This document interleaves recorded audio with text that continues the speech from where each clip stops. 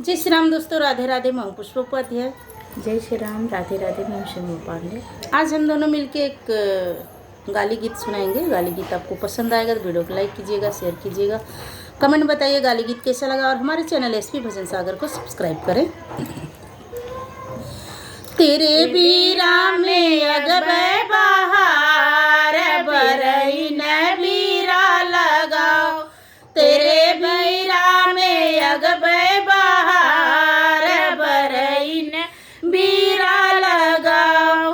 सही बीरा खाली समधी का बहिनी, सही बीरा खाली समधी का बहिनी, खातई गर्भ रही जाई बरई न बीरा लगाओ, खातई गर्भ रही जाई बरई न बीरा लगाओ।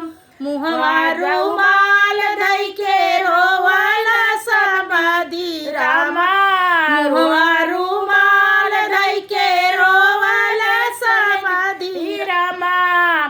के कहे लड़का का बाप बरई न बीरा लगाओ, के कहे लड़का का बाप बरई न बीरा लगाओ। मुहवा रुमाल धई के हंसला उपदिया रामा, मुहवा रुमाल धई के हंसला उपदिया रामा।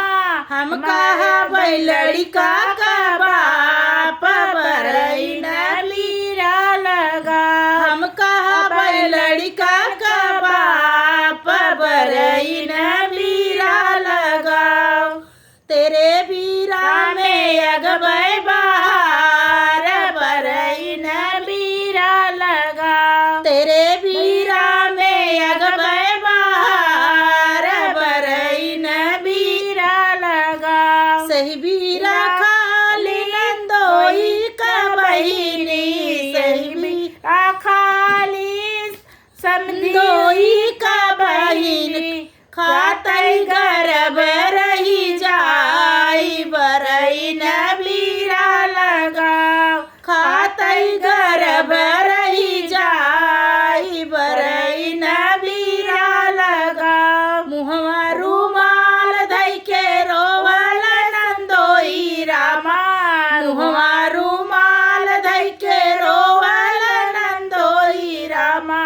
के कहे है लड़का का बाप बरई न बीरा लगाओ, के कहे है लड़का का बाप बरई न बीरा लगाओ। मुहवा रुमाल धई के हंसल पांडे रामा, मुहवा रुमाल धई के हंसल पांडे रामा। हम कहा लड़का का बाप बरई न बीरा लगाओ, हम कहा लड़का का बाप बरई न बीरा लगाओ। तेरे बीरा में अगबे बहार बरई न बीरा लगाओ, तेरे बीरा के अजबे बहार बरई न बीरा लगाओ। सही बीरा खाले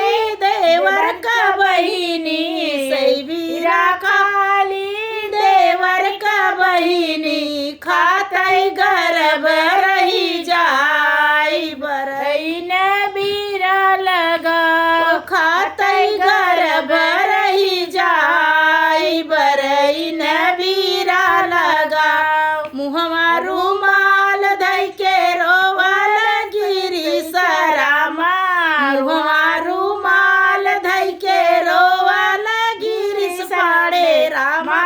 के कहे लड़का का बाप बरई न बीरा लगाओ, के कहे लड़का का बाप बरई न बीरा लगाओ। मुहवा रुमाल धई के हंसल त्रिलोकी रामा, मुहवा रुमाल धई के हंसल दुर्गा प्रसाद रामा। हम कहा भाई लड़का का बाप रही न बीरा लगा हम कहा भाई लड़का का बाप बरई न बीरा लगाओ तेरे बीरा का अजब बहार बरई न बीरा लगा तेरे बीरा का अजब